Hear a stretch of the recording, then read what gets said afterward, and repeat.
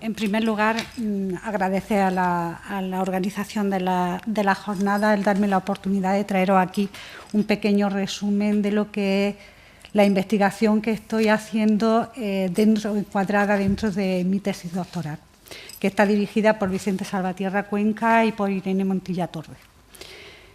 El Jaén, para quien no lo conozca, tiene una situación paisajística privilegiada, porque se encuentra entre lo que es la sierra y lo que es la campiña. La ciudad, concretamente, se encuentra en la falda del Castillo del Cerro de Santa Catalina y esta característica, estos fuertes contrastes que tenemos en la ciudad, pues como podéis imaginar, la consecuencia es que tenemos unas cuestas impresionantes, ¿no? Tenemos, pues va desde los 800 metros del cerro hasta los 420 metros sobre el nivel del mar, donde se sitúa en la campiña y donde se encuentra el yacimiento de Marroquíes Bajos, que es donde nos vamos a encuadrar ahora mismo.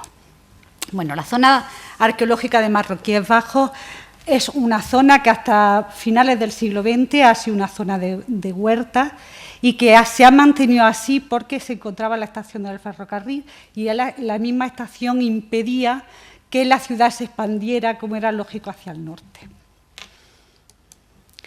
A partir de 1995, la estación la desplazan un poquito, no mucho, hacia el este, pero lo suficiente como para que la ciudad empiece a expandirse. Estábamos en el momento de boom de la construcción y eso hizo que enseguida se empezaran a edificar una serie de edificios.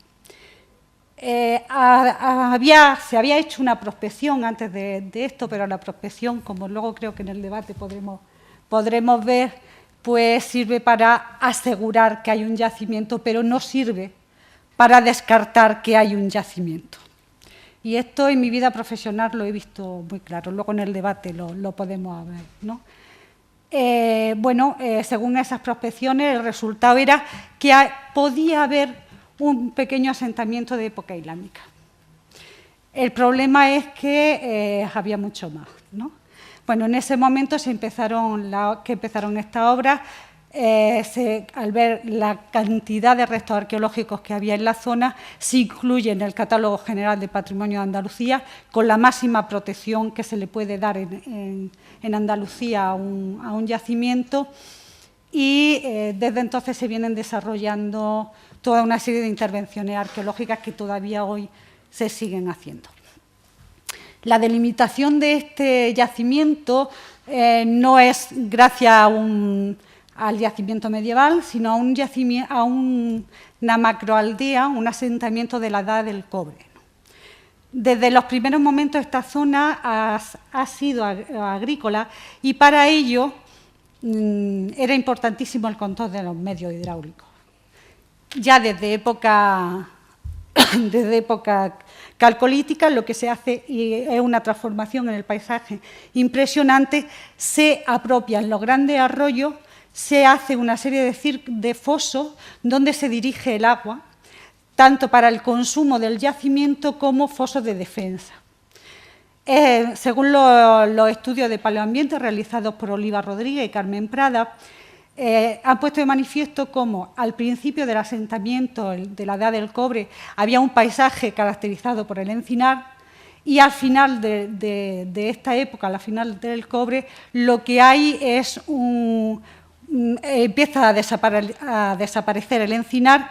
Parece ser que por el intensivo ocupación como uso agrícola y ganadero del yacimiento.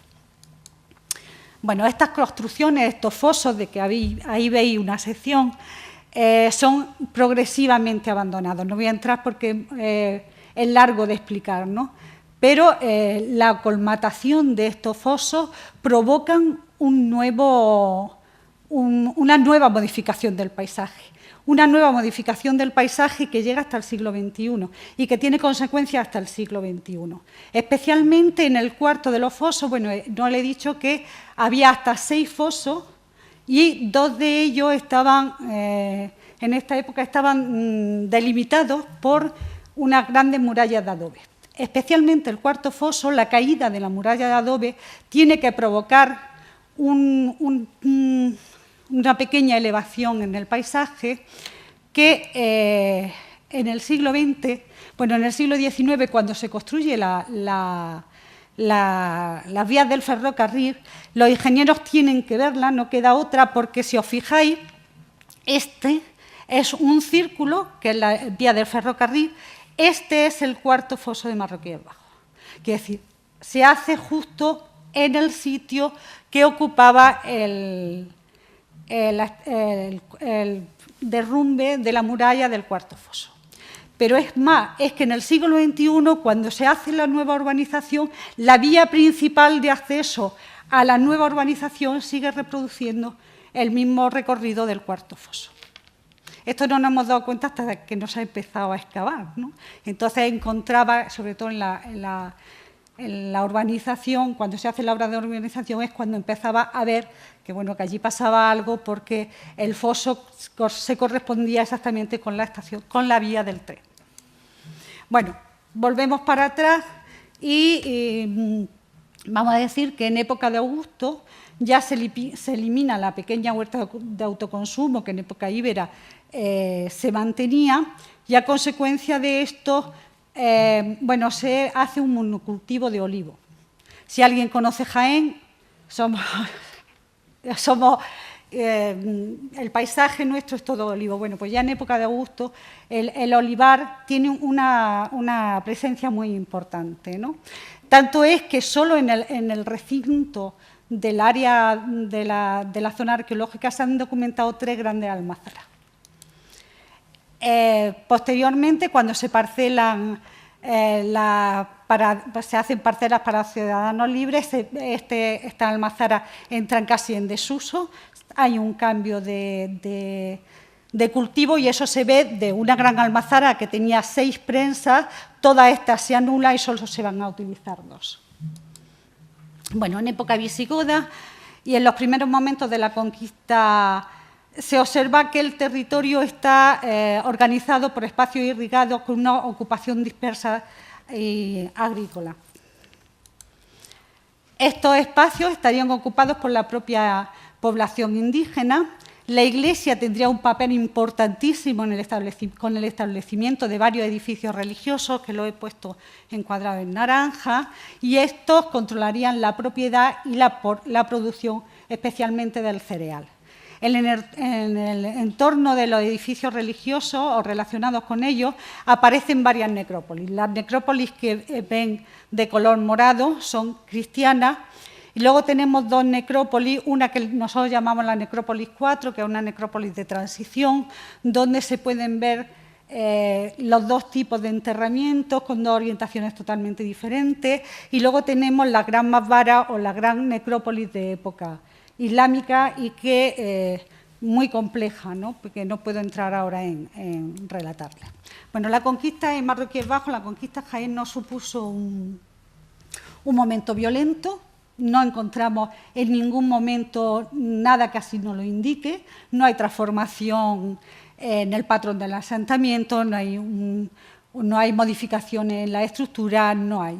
De hecho, y siguiendo con lo que Eduardo Manzano ya apuntó, los conquistadores formaban un conjunto militarizado, pero no había piadosos, no había artesanos, por lo tanto no provocan un cambio social. En Marroquíes Bajos lo único que sí percibimos es la introducción de la moneda, residual, pero la introducción de la moneda. Aparecen enterramientos con rito cristiano, pero con la moneda de primera época.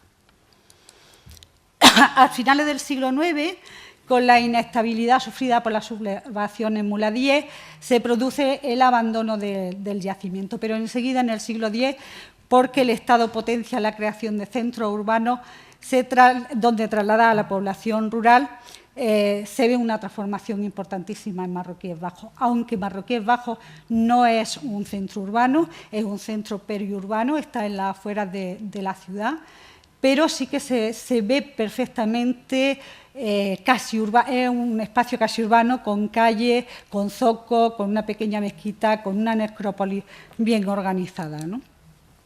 Incluso en la necrópolis, que viene desde época amiral y que dura con su momento de abandono hasta época almohade, la fase del siglo X, se ve muy bien porque está organizada, se puede ver la organización por calle, la misma que estamos viendo en la ciudad, ¿no?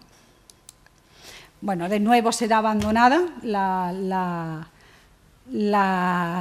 parte, están unos sucesos bastante violentos que se producen con la crisis del califato y que provocan la anulación de las estructuras hidráulicas que había. Esta anulación no impide que luego en época almohade se vuelva a ocupar Marroquíes Bajos, cuando ya se vuelve otra vez a la tranquilidad, y aunque de una forma mucho más dispersa que hasta este momento. Bueno, las necrópolis medievales de Marroquíes Bajos se encuentran delimitadas por caminos y estos perviven pues, prácticamente hasta principios del siglo XX. Los establecimientos en círculos que veis son las necrópolis que hemos documentado y estos son los caminos antiguos, este plano de 1900. Hoy por hoy estos caminos prácticamente han desaparecido, ¿no? Uno de esos caminos es el que delimita la gran masvara que antes les decía y que en principio nosotros creíamos que era un área de respeto entre una tapia con una ocupación de una vivienda y según la época luego se divide este espacio en más viviendas y la zona de enterramiento. Cuando pusimos los planos antiguos sobre los diferentes sitios donde se estaba documentando esa área de respeto y otros caminos, nos dimos cuenta que era un camino que había pervivido hasta el siglo XX, que salía de la Puerta del Sol, dentro de la fortificación de la muralla en la parte norte, y que unía con otro camino más principal, que es la actual avenida de Carretera de Madrid, y que entonces era el antiguo camino de Linares. Bueno, a modo de conclusión o de resumen, pues podemos decir que la zona arqueológica de Marroquíes Bajos, desde la prehistoria y hasta el siglo XX, ha sido una zona agrícola. No obstante, ha sufrido numerosas transformaciones producidas por la apropiación del medio, pero también, y muy importante, por su abandono. Y estas transformaciones del paisaje han supuesto la introducción de elementos que han marcado su ocupación posterior, produciendo hitos que han perdurado en el tiempo. Por tanto, tenemos que hablar de apropiación, de construcción, pero también de abandono. Tenemos que hablar de transformación, pero también de perduración de los elementos. Entonces, algo que parece contraponerse, bueno, pues a lo mejor no es tan contrapuesto, sino que se complementa. Muchas gracias.